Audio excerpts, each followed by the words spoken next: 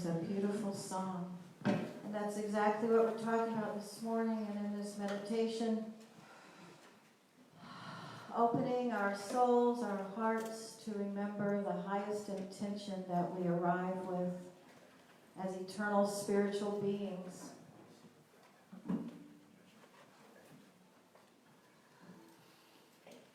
So as our band is getting settled, let's all do the same thing. We get settled in these chairs. We let our thoughts become settled.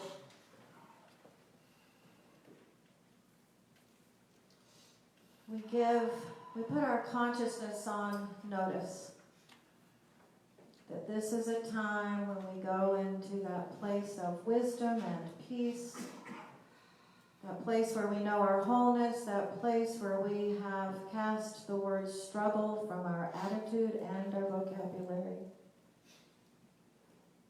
It's the place where we feel the peace that passes all human understanding.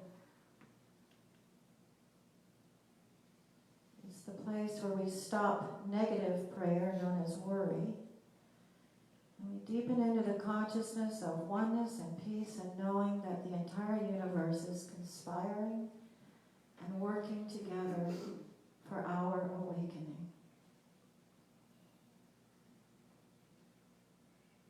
The universal consciousness is so much bigger than our perceived problems, anxieties, and struggles. And so we take another deep breath and we deepen into that place. The place that preceded our physical bodies and the place that we remain when we give up these physical bodies. Consciousness of peace, peace, peace. I invite you to listen to the words of the Dalai Lama, who starts his day every morning. When he wakes up, he practices his form of prayer, Shantideva. And the words are, "May I be a guard for those who need protection, a guide for those on the path, a boat, a raft, a bridge for those to cross the flood. May I be a lamp in the darkness, a resting place for the weary, and a healing medicine for all who are sick. For as long as earth and sky endure, may I assist until all living beings are awakened." With this, the Dalai Lama every morning reaffirms the direction of his life, the direction of his heart, the direction of his thoughts. So let's take another deep breath.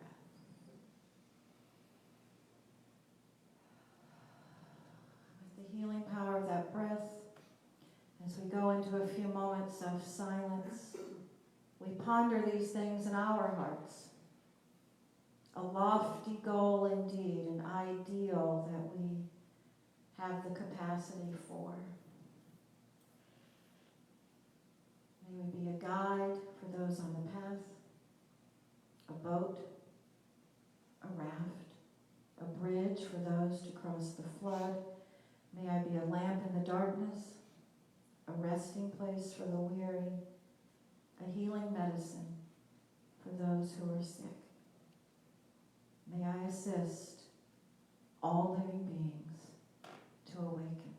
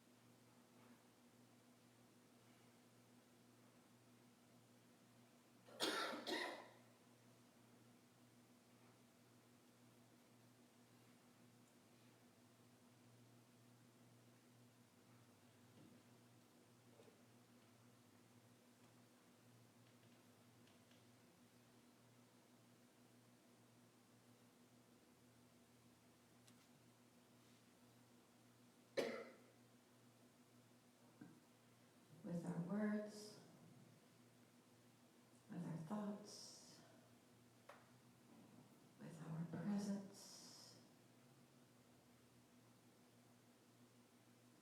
We become the atmosphere, the energy of a helping presence.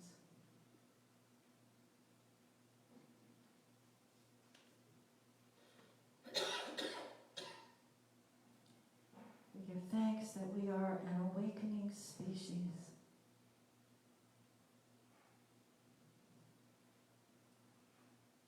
We give thanks that our hearts have the capacity to be that helping presence.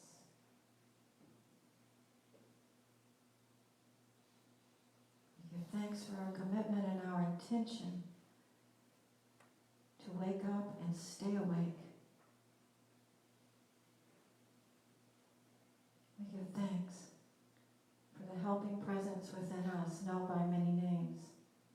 Holy Spirit, God, love, divine intelligence, divine mind, kingdom of heaven. We give thanks. We bless all those that we hold in our hearts. We bless all those we're thinking of in this moment, near and far, living in physical and non-physical. We bless all the souls with whom we are connected.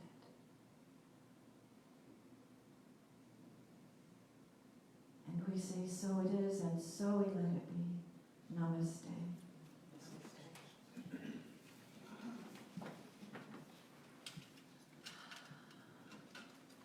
Good morning. Without waiting for the answer, because we're all still deepening into the answer, just turn to someone near you and say, what is your highest intention? What is your highest intention? Something to think about. Something to think about. Something to ponder. How many of you had a dad like me when you dated a new person in your life? My dad would say, so what are your intentions? For me and my two sisters, what are your intentions? My older sister, Joan, years ago at the high school, they had a big bonfire the night before homecoming, and it's hard to believe now, but they dressed up like Indians. That was our mascot, the Braves.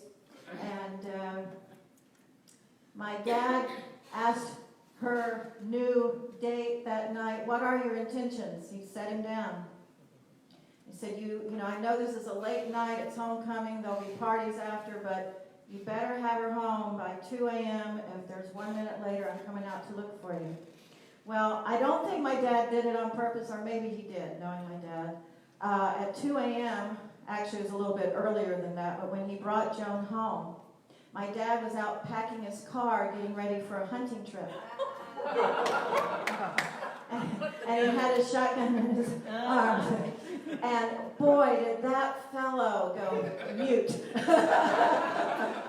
So what are your intentions? And getting ready for this talk, I really had a lot of fun with this because this is not a surprise to you, I know, but ministers go through just as much and maybe sometimes more struggles and anxiety about the way church is going than anybody else. Did you know that?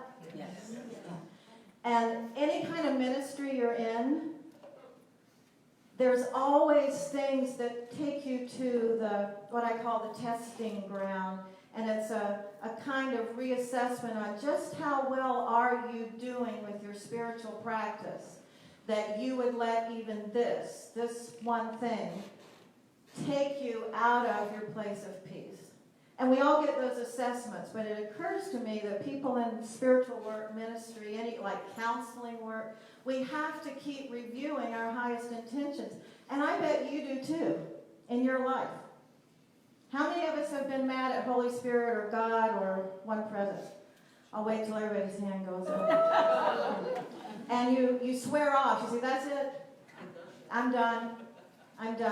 And then somehow, Holy Spirit, your highest wisdom, your guiding presence will come to you in a moment, in a dream, in a flash, in a twinkling of an eye, and say, so what is the highest purpose, do you think, of you being here right now?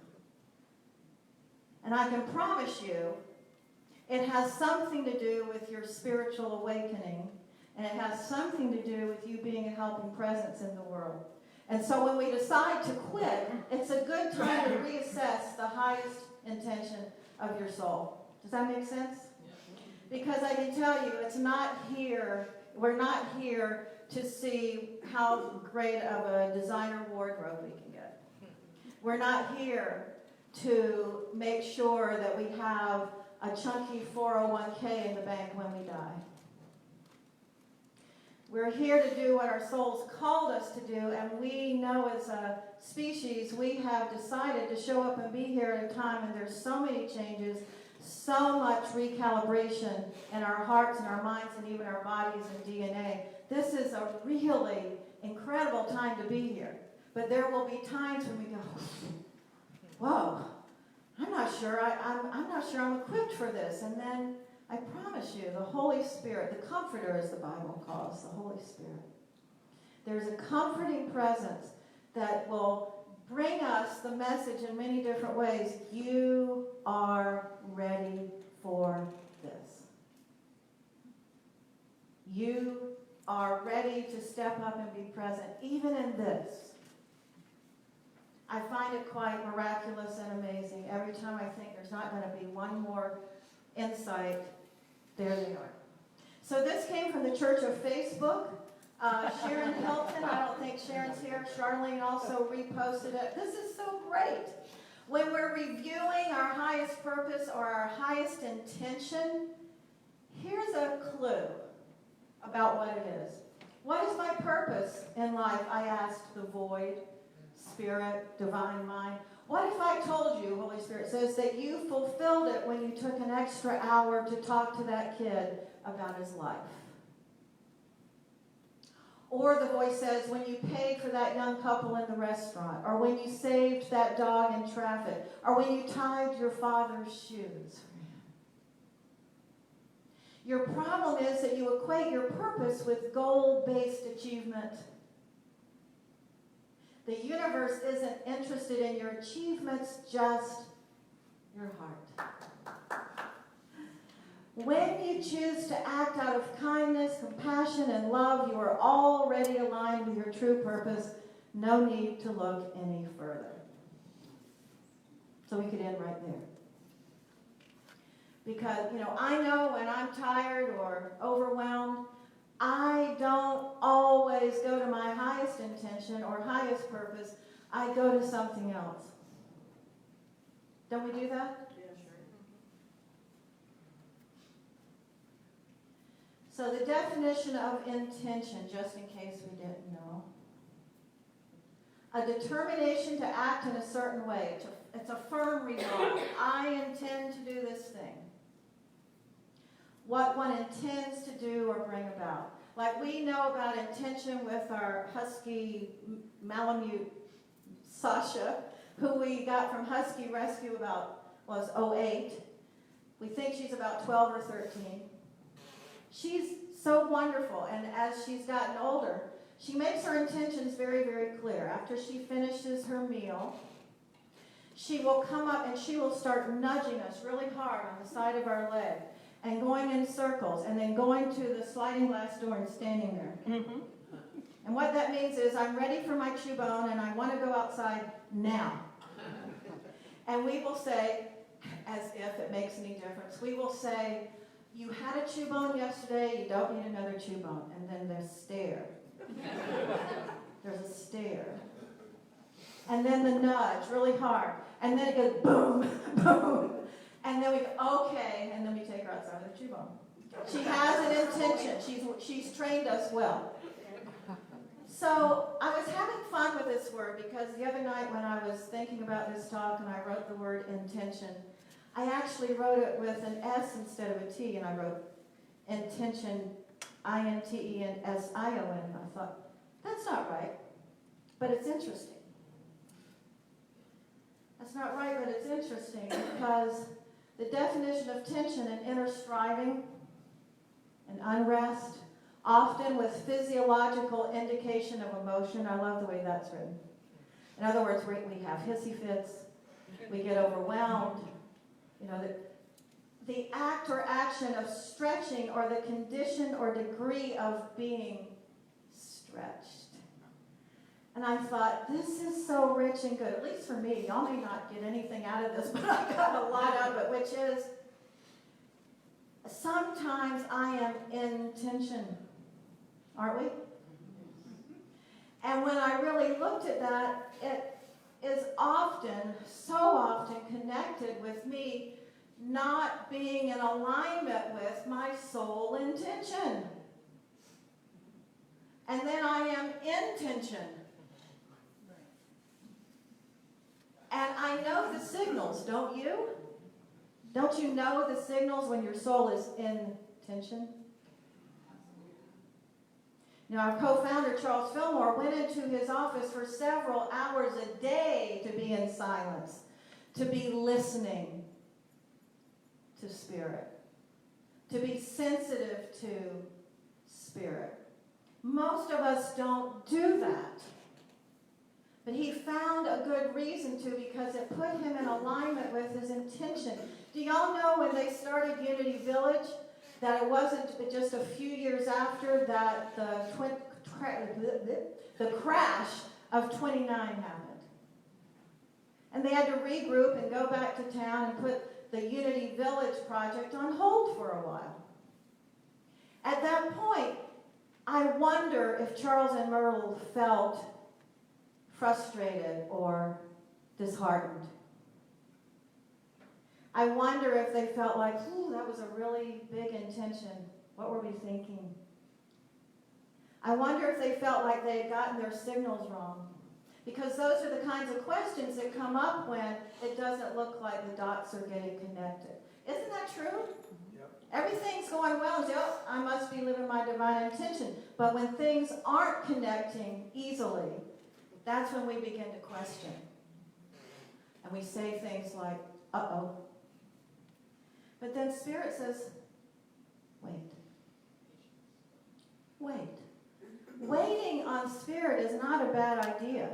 As a matter of fact, the great prophet Isaiah said, they that wait upon the Lord, those that wait upon the higher consciousness, the infilling of divine wisdom, those that wait upon the Lord shall what? Renew their strength. They shall mount up with wings as eagles. That's a wonderful metaphor for the higher consciousness, be able to see clearly. They shall run and not grow weary, and they shall walk and not faint.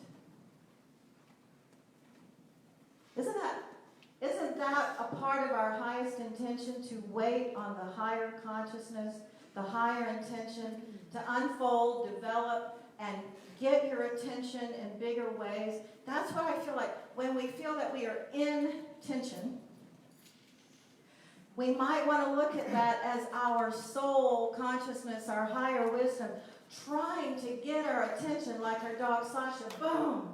Let me have your attention. Your highest intention, your soul purpose, is attempting to be more fully, widely, deeply known. So stop being silly and listen, it says. So Eckhart Tolle says this. We have a light thing happening on our... What does that mean? New bulb, maybe. So Eckhart Tolle says, there may be sadness and tears. How many have found that in life?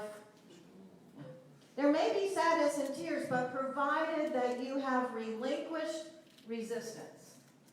We all good there? We've all relinquished resistance? If you have relinquished resistance, then underneath the sadness or underneath the struggle, you will find a deep serenity. This is what Charles Fillmore talked about, a stillness.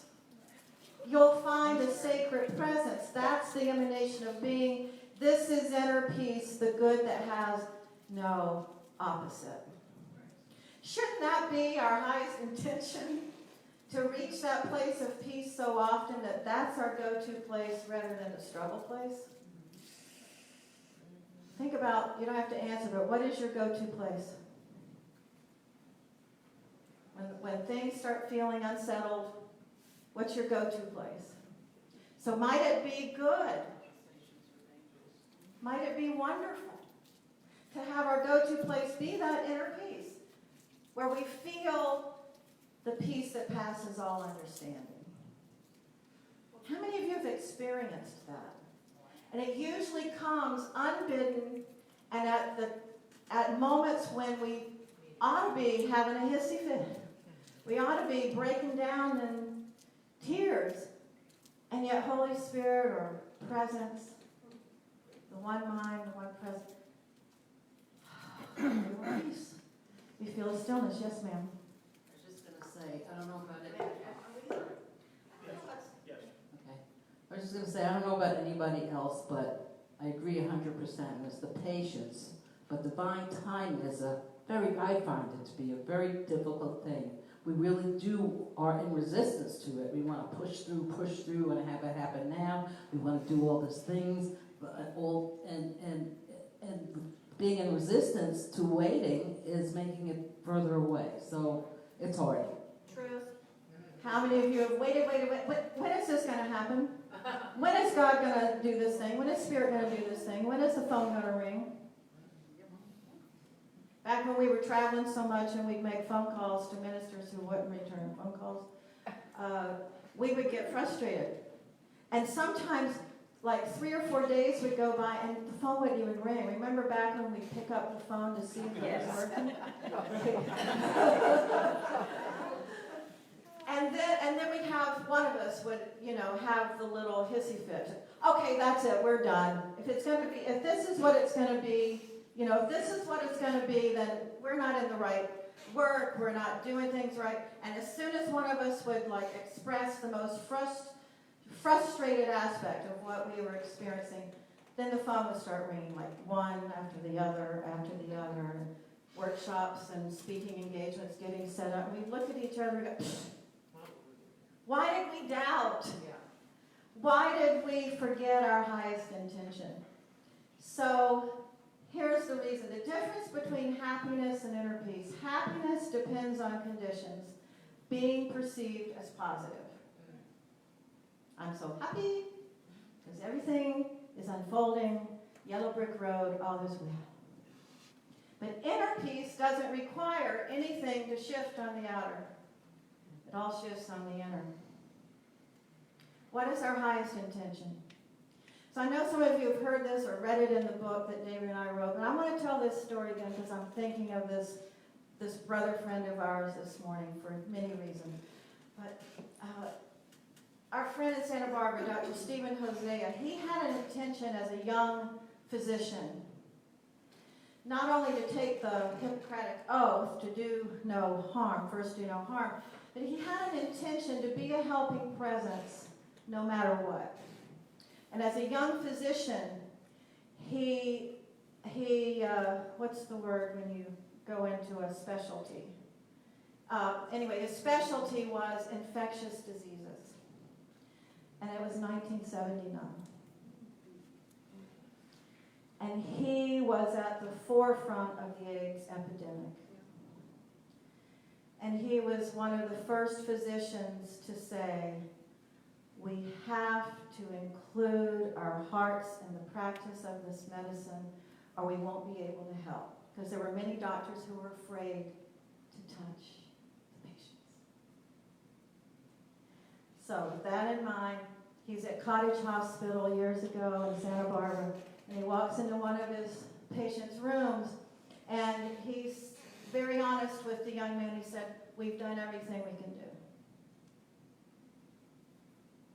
And then he asked a question that I don't think many doctors have learned yet to ask. He said, what does your wisdom say we should do? And this young man took a moment to reflect on that question. Then he looked up at Stephen Hosea and he said, will you hold me? Stephen Hosea said he had about a millisecond of seeing what time it was because he had to do rounds. And then he remembered his highest intention. He remembered why he'd gone into medicine.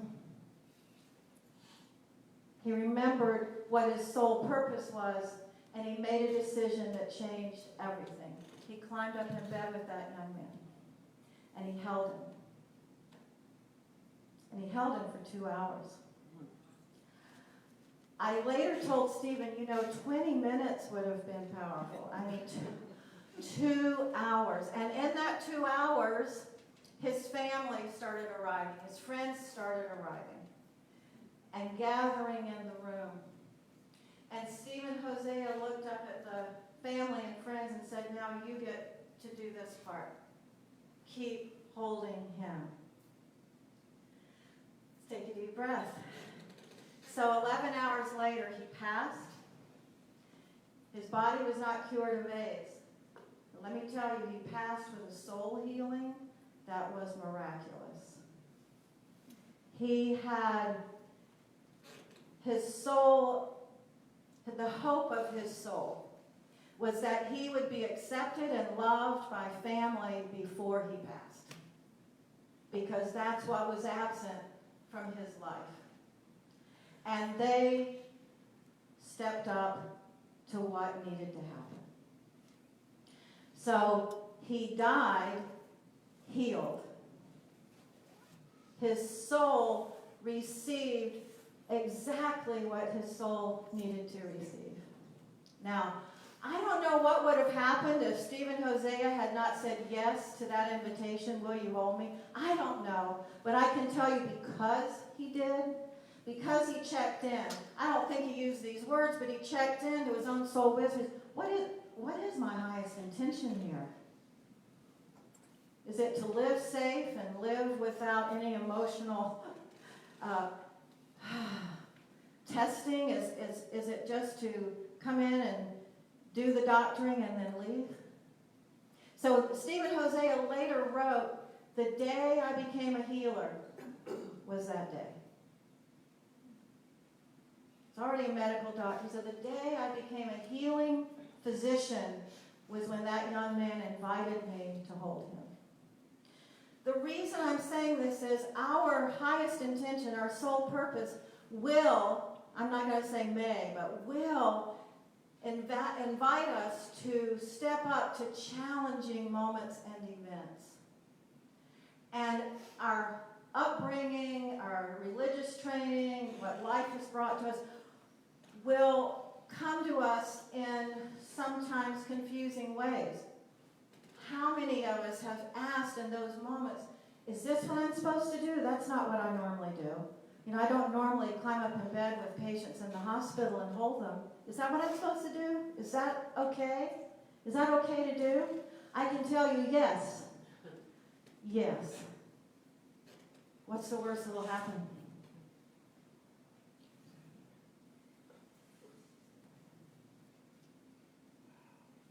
Your highest intention will challenge you. It challenges me. So Rumi says, out beyond ideas of right doing and wrong doing, there's a field. I'll meet you there. We all know this part. But here's the rest of it. Out beyond ideas of wrongdoing and right doing, there's a field. I'll meet you there. When the soul lies down in that grass, the world is too full to talk about.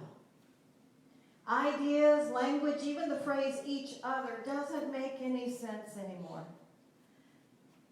In that field, we know oneness. The breeze at dawn has secrets to tell you. Don't go back to sleep. You must ask for what you really want. Don't go back to sleep. You get awakened at 4 a.m. and you start going into that place of intention when your soul is struggling. Don't go back to sleep.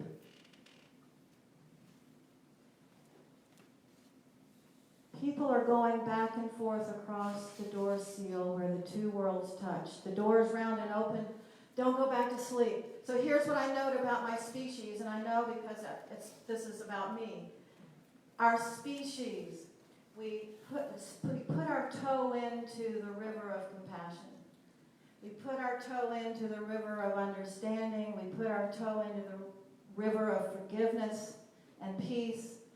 And then, have you noticed that we also, oops, that feels too big. Oops. And then something in our lives will happen where we don't just stick a toe in the river of peace. We jump in feet first. Because we remember that was my highest intention, to help be a presence of peace, to help be an awakening presence, to be a helpful presence. That was my highest intention. I forgot for a second. I forgot for a year. I forgot for a decade. I forgot for a lifetime. But here I am now. I remember now. I remember now. The highest intention of our souls never goes away. We close the door, right?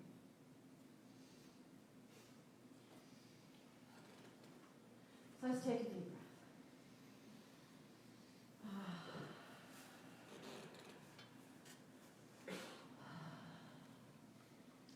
In the moment, in the twinkling of an eye, we shall all be changed. In a moment, in the smallest amount of time, in the smallest amount of matter, we shall be changed. That's what I sense is happening right now in the world, in this little place we call Unity Myrtle Beach, in this moment. We are being changed, and even in the molecular makeup of our bodies, we are being changed.